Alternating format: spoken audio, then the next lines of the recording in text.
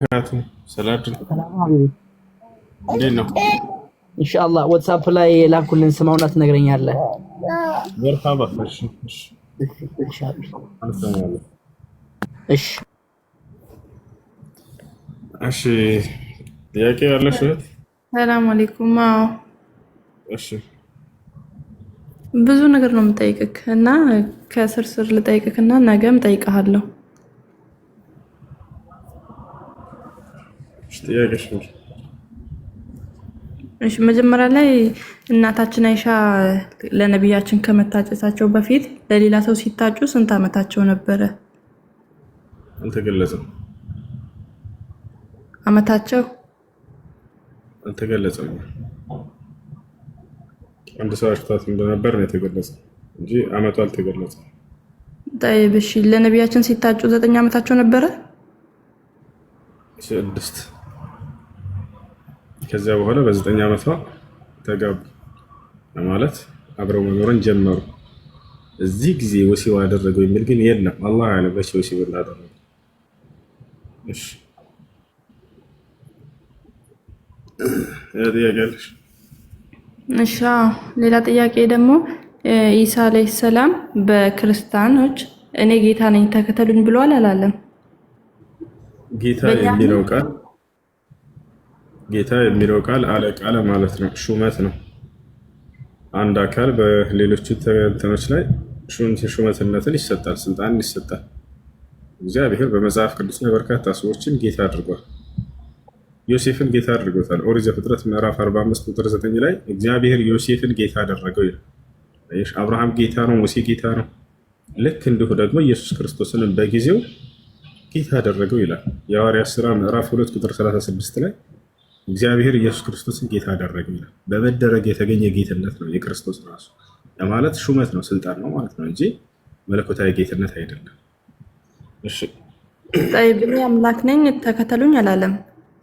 እንደዛ ኢየሱስ ክርስቶስ አምላክ እንዳለው ነው የተናገረው። ዮሐንስ ወንጌል ምዕራፍ 20 ቁጥር 17 ላይ ወደ አምላኬ ወደ አምላካቸው አድርጋለሁ እያለ ይናገራል። ኤፌሶን ምዕራፍ 1 ቁጥር 3 ላይ ኤፌሶን ምዕራፍ 1 ቁጥር 17 ላይ የኢየሱስ ክርስቶስ አምላክ ይባረክ ይላል። አምላክ እንዳለው ነው የተናገረው። እሺ ጠይብ ባልና ሚስት ግንኙነት ሊያደርጉ ሲሉ ሴቷ ምንም ስራ እየሰራች ቢሆን ግዴታ ያንን ስራ አቋርጣ ከባሏ ጋር ግንኙነት ማድረግ አለባት የለባትም?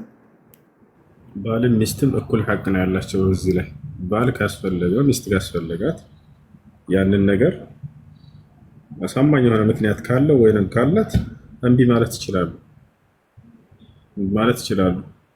ሐዲስ ላይ ነቢያችን ሰለላሁ ዐለይሂ ወሰለም የተናገሩት ምንድነው? لا الرجل امرأته إلى الفراش فلتجف ولو كانت على التنور አሉ። አንድ ባል ሚስቱን ነይ ብሎ ወደ ፍራሽ ከጠራት እሺ ብላ ትሂድ። ምድጃ ውስጥ ደግሞ ኩሽና ውስጥ ብትሆንም እንኳን አሉ። ቦታቸው አለ አይደል? ይህ ነገር ለሷ ብቻ ነው አይደለም። እሷም እንዲሁ በፈለገችው ጊዜ ያንን ነገር የመጠየቅ ሐቅ አላት። ሊላት አይገባም። ለሱም እኩል ሐቅ ነው ያለው። አሳማኝ ምክንያት ካላትስ ወይንም ካለው እምቢ ማለት ይችላሉ። ለምሳሌ የወር አበባ ደም ላይ ከሆነች፣ የወሊድ ደም ላይ ከሆነች፣ ህመም ላይ ከሆነች የዛኔ ታሳውቀው እንደዚህ ወር አበባ ደም ላይ ወይንም ደግሞ ታባቶንም ራሱ ደክማት ከሆነ ወይ ስራ ላይ ከሆነች አንዴ ስራ ጨርስ ብላ እንትን ባለው መንገድ ይነጋገራሉ። እሺ እሷስ በዚህ መልኩ ሐቅ አላት ወይስ የላትም? ሐቅ አላት፣ እኩል ነው ሐቃቸው። አላህ በቁርአን ላይ ተናግሯል። ነብዩ ሰለላሁ ዐለይሂ ወሰለም ሐዲስ ላይ ተናግሯል። አላህ በቁርአን ላይ ሲናገር ምን አለ? ወለሁነ ሚስሉ ለዚ ዐለይሂን ቢልማዕሩፍ፣ በእነርሱ ላይ ያለው ሁሉ በእናንተም ላይ አላቸው ብሎ ተናግሮላቸዋል። ይህ ነው። በሐዲስም ላይ ነቢያችን ሰለላሁ ዐለይሂ ወሰለም ለሁነ ማ ዐለይኩም ወዐለይኩም ዐለይሂን ብለዋል። በእነርሱ ላይ ያለ በእናንተ ላይ ያለ፣ በእናንተም ላይ ያለ በእነርሱ ላይ ያለ ብለው ተናግረዋል። እሺ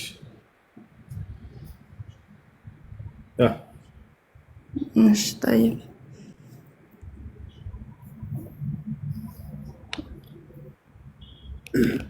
ሌላ ጥያቄ? እሺ አድሚኖች ካላቸው አስገባቸው። ሰላም አለይኩም። ወአለይኩም ሰላም ወራህመቱላሂ ወበረካቱ። ኡስታዝ እንዴት ነህ? ደህና ነህ? ደህና አልሐምዱሊላህ። አይ ቅዱሳን አሁን ጥያቄ አስመስለው በእስልምና ላይ ያነሳሉ። በቃ በሴቶች ላይ እንትን ያውና ሴቶች ተጨቁነዋል የሚል መልእክት ለማድረስ ፈልገው ነው አሁን ክርስቲያኖች እንዲህ አይነት ጥያቄ እንዳለ በቃ ሲያዘጋጁ የሚሉት ማለት ነው። የሚነግራችሁ እዚህ ነው። ወጣችኋል አይደል? አሁን ይሄ እንደው እምነትን የሚያስተች ነገር ስለመለኮት ነገር የለም። እኛ ስለ ሶስት አምላክ አንቺን አይደለም ይሄ ጥያቄ ከየት እንደሚመጣ ስለማውቅ ነው። አንቺን አይደለም እኛ ስለ ሶስት አምላክ እናወራቸዋለን። ስለ ሶስቶች ስለ አራት ሚስቶች ያወርናል። ለማንኛውም ጥያቄ ያለው ማንም መጥቶ እዚህ መጠየቅ ይችላል። ችግር የለውም። ያው እኛ እንመልስላችኋለን። ጥያቄ ያለው ማንም መጥቶ መጠየቅ ይችላል። ችግር የለውም። ያው እኛ እንመልስላችኋለን። እሺ ለማንኛውም ጥያቄ ያለ ፈለክ ነገር እሺ ለማንኛውም እሺ ሐናን ኒውት አድርገው ምረብሽ እንጸርሽ። እኔ ልቀጥል። አንድ ጥያቄ አለኝ። ተጥርሽ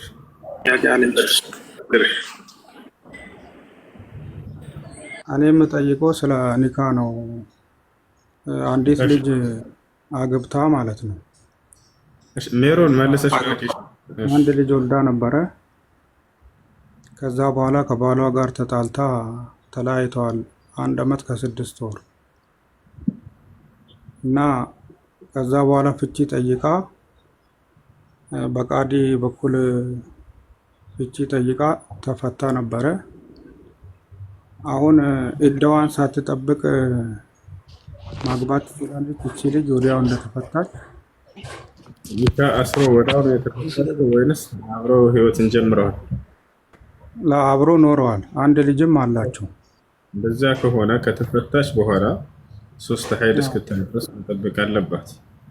በሸሪዓ ፍርድ ቤት የሚሆን ፍቺ የተከሰተው በባልም ይሁን አላህ ስብሐነሁ ወተዓላ በቀራ ላይ ወልሙጠለቃት የተረበስነ ቢአንፉሲሂነ 3 ቁሩእ ይላል። የተፈቱ ሴቶች በራሳቸው ላይ 3 ሀይድን ይጠብቃሉ ብሏል። ትታገስ፣ ሰብር ታድርግ። ምን ነው ትሉ አይ ተለያይተን 1 ዓመት ከ6 ወር ቆይተናል፣ ወዲያው ማሰር አልችልም ወይ ነው የምትለው? አይሆንም፣ አይቻልም። ከፍቺ በኋላ መጠበቅ እንዳለባቸው አላህ ሱብሓነሁ ወተዓላ ተናግሯል። እሺ ኡስታዝ ጀዛከላህ ኸይራን። ያው ለምትሰራውም ስራ አላህ ሚዛን ሐሰናት ላይ ያስቀምጥልህ። በጣም አከብረሃለሁ። ጀዛከላህ ኸይራን። መርሐባ ነው። ሰላም አለይኩም። ወአለይኩም ሰላም ወራህመቱላህ።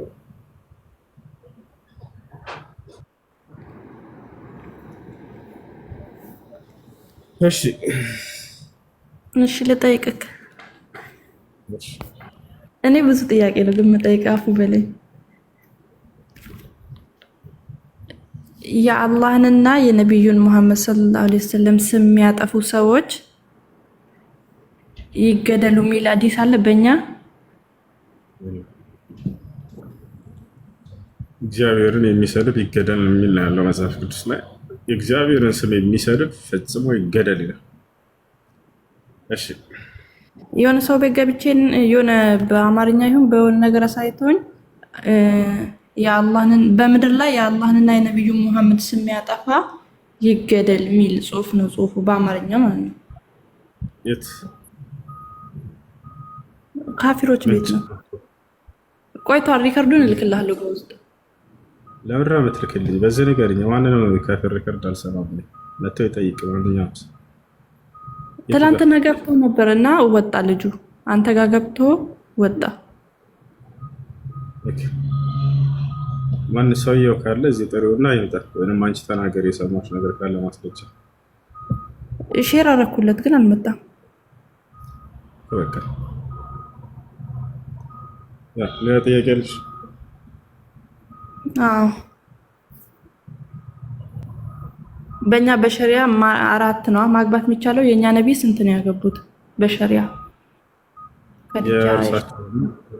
ለትውልዳቸው ከረጋር ለኡመታቸው የተደነገገው እስከ 4 ድረስ ነው። ለእርሳቸው ግን ከዚያ በላይ አላህ ሱብሓነሁ ወተዓላ ደግጎላቸዋል። ለአንተ በተለየ መልኩ እያለ አዟቸዋል ያን እንዲያገቡ።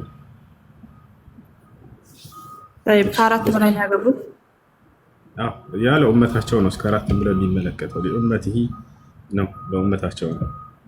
እሺ طيب ከእስልምና የወጣ ሰው ይገደል የሚል ሐዲስ አለ በእኛ ሰሂህ የሆነ ሐዲስ?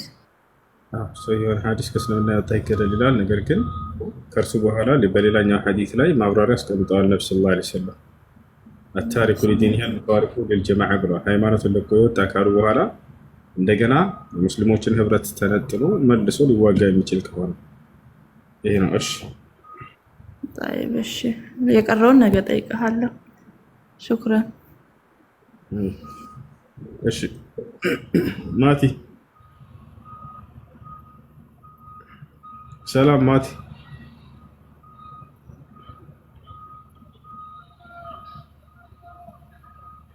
እሺ የኢራቅ ልጆች ክርስቲያኖች ካሉ በተለይ አስገባቸው። አድመኖች ከሌሉ በተራ ሙስሊሞችን አስገባቸው። መግባት የሚፈልግ ክርስቲያን ካለ መግባት ይችላል።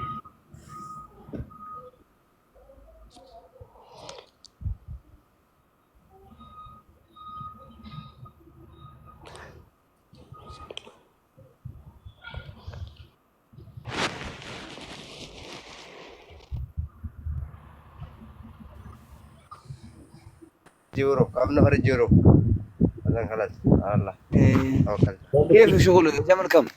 جمل يمكن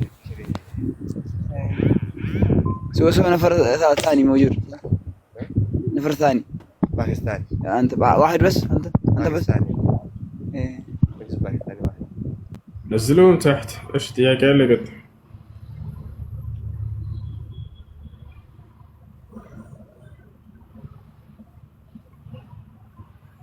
ኦኬ ሰማለሁ። ሰላም ነው። አለይኩም ሰላም።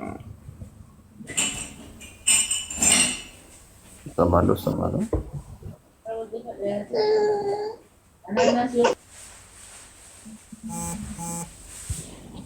ኦኬ ሙስሊሞች ሴቶች አልተበደሉም ትላላችሁና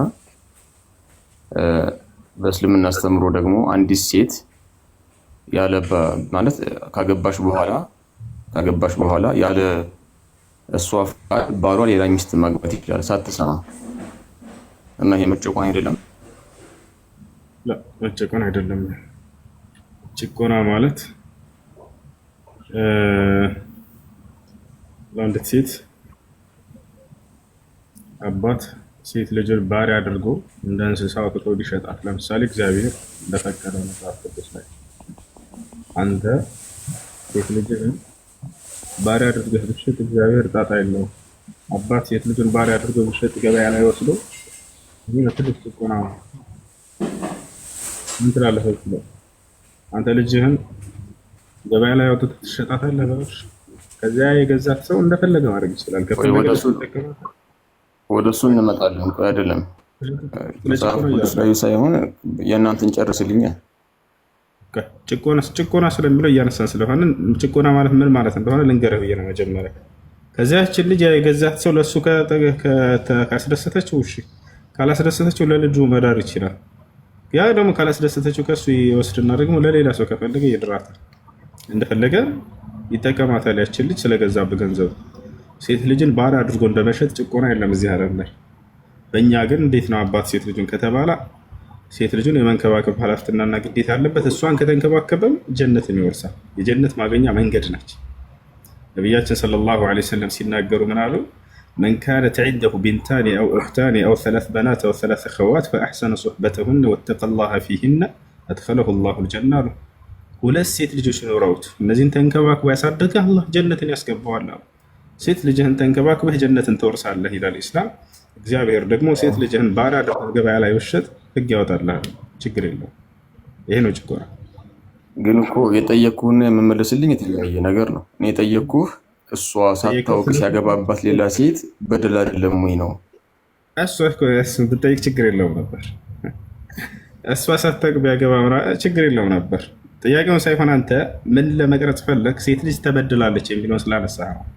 የሴት ልጅ በደል የሚለው ነው። በደል ማለት ይሄ ነው።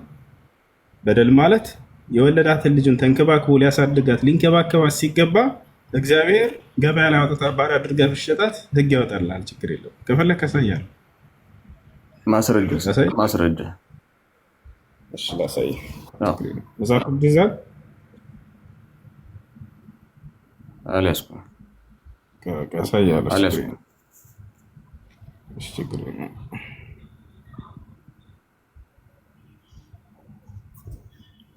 ያው እና እዚህ ጋር እግዚአብሔር ምን ይላል? ሰውም ሴት ልጁን ለባርነት ቢሸጣል ኃጢአት ነው ምናምን ለሌላ ኃጢአት አይደለም፣ ህግ ሊያወጣ ነው። እንደው ሰውም ሴት ልጁን ለባርነት ቢሸጥ ባሪያዎች እንደሚወጡ እርሷ አትውጣ፣ ጌታን ደስ ባታሰኘው ይላል። ያን የገዛትን ሰው ካላስደሰተችው ማለት ነው። ጌታን ደስ ባታሰኘው በዋጆ ይስደዳት፣ ስለ ናቃት ለሌላ ወገን ሰዎች ሊሸጣት ዘንድ አይገባው። ለልጁም ቢድራት አለ። እንግዲህ ካልፈለጋት ከናቃት ለልጁ ቢድራት ህግ ሊያወጣ ነው። ለሴት ልጆች የሚገባውን ያድርግላት አለ። ከዚያስ ከእርሷም ሌላ ቢያጋባው አለ። ለሌላ ሰው ደግሞ ቢድራት እያለ ከእርሷም ሌላ ቢያጋባው መኖዋን፣ ልብሷን፣ ለምንጣፏም ተገቢውን አያጉደልባት አለ። ይህንም